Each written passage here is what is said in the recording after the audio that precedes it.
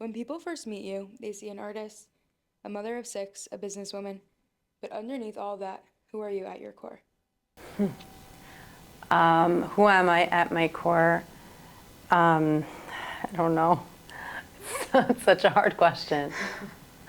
I would say that, being an artist for me is it's not just about painting a beautiful picture, a beautiful image. It's about giving over a message and communicating something, whether that's painting or podcasting or Instagram, or even when I'm a mom, I'm communicating, I'm giving over something. So I would say at my core, I'm a connector. I'm someone that bridges different people and different ideas together. What was the moment you realized your life was meant to be lived differently than the script most people follow? Pretty fast. I think that when I happened to just despise anything fake or disauthentic, so when I was being not authentic to myself, I felt it to my core, and I was just so miserable. I couldn't bring myself to move the next step in my life. Work was endless, and everything just took so long and just felt drained. And people feel like this all the time in their life because they just think it's work and they just think it's life and they just think this is how it's supposed to be, but it's not. It's not supposed to feel like you're dragging your feet to live. So when I realized that early on, I realized that I can't do that.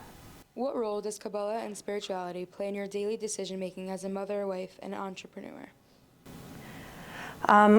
So I feel like Kabbalah, people get very, I don't know, it brings up a lot of feelings for people when you say the word Kabbalah, because we were taught that you can't learn it until 40. I didn't learn Kabbalah in the way that people learn it after 40. I learned the basic skim down version, just the top layer of just skimming the surface of what it actually means to be a Jewish person, and the reasons why we have halacha and the reasons why we are supposed to be following these rules. And to me, growing up and going to regular Beis Yaakov, I never felt connected. I didn't know why. It was just this thing that you have to do, and you have to do it because this is what Hashem said, and I'm just not that kind of person. I just don't do things because someone tells me to do them. I'm not a rebel, but I kind of am. I need to know why. I always needed to know why. And yes, I know there are certain things that are chok and you have to do. That's fine. That's accepted. But even still, why? What is it? What's the definition? And it was just never given over in a certain way where I could chew it up until a few years ago when I started learning. And I started learning actually from TikTok. I started bumping into all these different things and videos and concepts and ideas. And I was like, okay, I should really, and I loved it. Everything was resonating and made so much sense. And I was like everything was just making sense. It was parallel to what I learned growing up, and now I was hearing it in such a different perspective. Even manifesting, knowing about it and how it aligns to emunah, bitachon, ishtadlus, I was just blown away. Wow, okay, there's reasons. This isn't just words that were being thrown out to us when we were little. This is real. We were being given over the packaging, but without the meat. What is the meat? And so I was figuring all this on my own, literally through social media. It's okay, I'm not getting it from the right sources. It doesn't feel right. I need to learn for real. So I Googled Kabbalah rabbi. I found one, and I learned with him for an entire year, and he was legitimate, and he was great, and he really taught me so much. And I felt like a phoenix rising from the ashes. I felt like reborn. I felt like a Baal Tshuva, honestly, because I never cared. I'll be honest, I just didn't. I didn't know the reasons, and I didn't think God would be mad at me. It just didn't make sense. Why did he put me here so that I could follow a couple rules, and then if I don't, then he'll be mad? It doesn't make sense. So once you understand, it's basically understanding the why of what we do and why we are practicing these ways of being Jewish. And once you understand the why, you want to do it. You realize that every single thing in this world is a manifestation of energy, and we're here to upgrade and elevate energy. That's all we're here to do. That's why we cover the challah. That's why we bench the candles. That's why we have a bar and bat mitzvah. It's all about energy. And and I always knew this on a subconscious level. When I learned it, it was kind of like a remembering. It was like waking up. And once you really understand this, like consciously, not subconsciously, because we all know this. This is what it is when the baby's born. The malach pinches your mouth and you forget. You learn Kol Torah Kula when you're in utero. That's what it is. You know this because you're coming from the Ein Sof. We're all coming from this multifaceted universe. We all have that in us. We all know this. So when you wake up to it, it all just makes so much sense. And you're like, oh my God, the stars align, spiritual awakening, whatever. You just feel like so aligned. Everything just makes sense. And you're like, okay, now I want to do it. Even though I might not be on the level where I could do everything, I understand why I'm doing it, so I want to be at that level. I used to not care. Why should I do it? Why should I be at that level? Why do I care about the nitty-gritties? Hashem's not in the nitty-gritties. He doesn't care. He's not going to know. Okay, whatever. I'll wave to you from hell. I don't care. Now it's not like that. Now I realize it's not about Hashem. It's about us. It's about me. Hashem gave us a roadmap so that we could follow, so that we in our day-to-day life can live our best life every single day. Hashem doesn't care for his ego whether or not you follow a halacha better stringently or less stringently. It's about how you are going to have your best life. The Torah is a roadmap for us to live our best life in this world. And once you understand that it's for you and not for a man in the sky, it makes it so much more personal and chewable and like exciting. And yeah, I wake up every morning and I'm so happy and proud to be in this life. Like, I'm so happy to be Jewish. I'm so happy to be representing. And I feel so honored that I get to be at the level where I could manipulate energy and I know how to do it. So yeah, that's my answer. People talk about alignment all the time. How do you personally define alignment, and how do you know when you're out of it? All right, alignment, all these words get thrown around like we don't even know what they mean anymore. Alignment is basically what your neshama, your soul, came down to this world to do. We're born alone, we die alone. Not in a dark way, in an inspiring way. And in the middle, we get very caught up by everything, by the people around us, by our siblings, by our parents, by our friends, and everybody has opinions and everybody has something. And at a certain point, you're in high school and you can't even go to the bathroom yourself because we're so just like everybody is like consuming us, and it's great. We're social beings. We're supposed to be social with each other, but at the same time, we're also supposed to come back to ourselves and remember who we are at our core, who we are at our essence, and that whatever our soul came down to do, because everyone has a mission, whether it is to affect one person or whether it is to affect many people. Everyone is here. The neshama is here to share. It's here to spill over. It's here to give. We're not just here to follow and copy. That's not really what the neshama came down for. You were chosen one out of a billion. Like, you're not here to not do. You're here to create, to be, to do, to emulate Hashem. And so when we find our little tiny whispers inside our head that's telling us where you should go and walk towards that path, because everyone has it. When you start walking along your whispers, that's alignment. When you ignore your whispers, when you ignore those little voices in your head, many times they get louder, or life turns chaotic, or something goes wrong, or things fall apart, and you're like, I don't get it. And you keep going down that wrong path, and it keeps getting louder and louder, and the messages, and Hashem's knocking at your door. That's misalignment.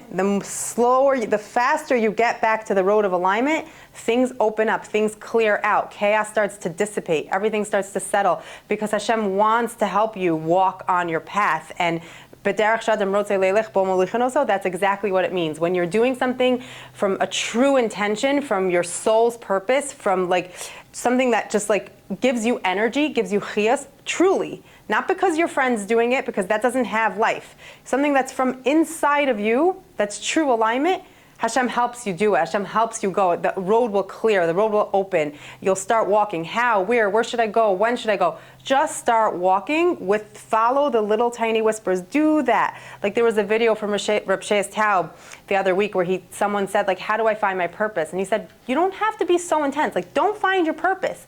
Just start walking. Just find the thing that's right in front of you and do that. So if the little voice comes into your head and it's a good voice and it's coming from a good place with good intention and you know that it's right, it's not something that you're copying your neighbor, or it's not something that you're trying to do for ego or power or build up your name for something. It's really true in your essence, in your core. You want to be of service, you want to help, you want to create, you have a desire to share.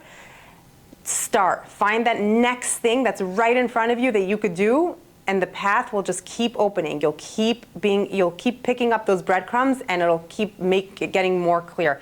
That's alignment. So when you feel misaligned or disconnected, what are the first steps you would take to return to your center? Returning to center, for me, what I did and what helped me, so I'll be personal, is I got quiet. You have to remove the noise. You don't have to be running. We're in a world that's very busy. It's full, it's fast, it's next, it's Insta. Come back to center, go home, chill, put your feet on the ground, go outside, take a walk, drink something, be alone.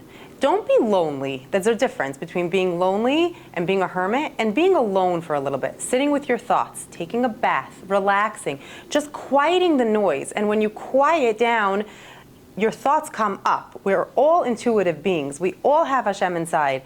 The energy can come up and rise when we make space. When you don't make space, it's like a corkscrew that's like we're popping it down. It wants to come up. So let it. Just move away a little bit. Come home, relax, quiet down the noise. Go off of social media for a few days. What spiritual practices or rituals anger you through the chaos of raising a family and running a business? Some people really find their spiritual practice to be very intense and like they're very religious about it. I am not. I am a true artist to my core. So some days I'll be in the mood and some days I'm not in the mood. But I find that when I can, I turn on the app and I meditate for a few minutes. Going outside, it's anything where you're, again, like the same thing as I said before, like just releasing the noise and feeling connected. For me, it's cooking. Like it's creative. It's cathartic. Like using your creativity within your life. For other people, it's totally not. For some people, it's writing, sitting down and writing. Happens to be, I also do love writing, and I post my writings on Instagram. So it could really be a spiritual practice. Davening is a spiritual practice. Standing in front of the mirror and saying affirmations is spiritual. That's also part of prayer. So music is largely spiritual. Going into your car, putting on the music, singing your heart out, that's such a spiritual experience, especially when it's Hebrew or, Torah words. You're actually saying a prayer. Yeah. It's so powerful. So music for me is huge. I should have said that first, second, and third. For me, it's everything. Music is on every single day, outside, inside, in the car. And yeah, I find that my soul's very much elevated. With Yontif coming up, how do you feel aligned with all the chaos of Yontif and the cooking and the kids and traveling? You mean before Yontif or during? Everything. Okay. So before Yontif, I really like to, any holiday that comes up, I really like to center myself a couple of weeks before and remind myself what's the main goal. What does Hashem really want from me? Hashem doesn't want me to be stressed out. He doesn't want me to, we think that it's like these little tiny things, but Hashem's not there. That's really, like I always said, and I always will say, Hashem doesn't care. He doesn't care if you're making a gourmet meal. He doesn't care if you make a dish meal. It doesn't matter. It matters how you show up within that. And if you find so much fulfillment when you cook, then make that meal beautiful. If it doesn't fill you up, do what you need to do and find something else that fills you up. If it fills you up to sit on the floor with your kids and play with them, then do that. If it's like, okay, she's delusional, I can't do either, then okay, fine. Just find that thing at night where you're chill after and just give yourself a few minutes to just be and relax. And just remember that the truest ultimate is just being connected to yourself. Don't lose yourself for the sake of Yontif. Hashem wants you to be in yourself. That's that's the ultimate. We're always supposed to be coming back home to ourselves. And I find that a lot of times I've been there too, where I've been cooking in the kitchen, my feet kill. I don't even know if I'm alive or dead. Like, that's not the point. It's not how we're supposed to be. So for sure, center yourself and think about, what do I want to get out of this Yontif, and what's the best way for me to go about it? And remembering that what the true goal of it. It's not about making sure that you're going to have all the simanim and fighting and Yontif is this and this time, we're going to be late. Like, the shalom and peace in the home, shalom and peace in yourself is the ultimate, and just making sure that we just don't lose that peace. Like, even now, like, we're going to be traveling, and I keep thinking to myself, like, okay, I'm letting go of all expectations, because in the end of the day, I don't want to lose the moment. The moment is everything, because it's all we have. And during Yontif, I just actually went to a shir with Esther Wien, and she said something so cool about Bacharta B'chaim, which she said it's really choosing life, which means coming home to ourselves.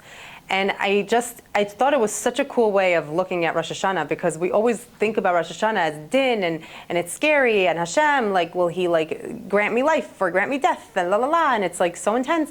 And she just made it sound like it's just so not about that. Like, it's just about coming home and choosing yourself and remembering how to be in alignment and how to feel your truest self and to listen to the whispers in your head. And this year, to remember that you can choose yourself. You can choose alignment. You can choose being and pouring whatever you have inside over into the world, whether it's on a daily, small, micro, macro level, however you want to take that. That's Rosh Hashanah. That's what it's about. Coming home to yourself and realizing and remembering who you are.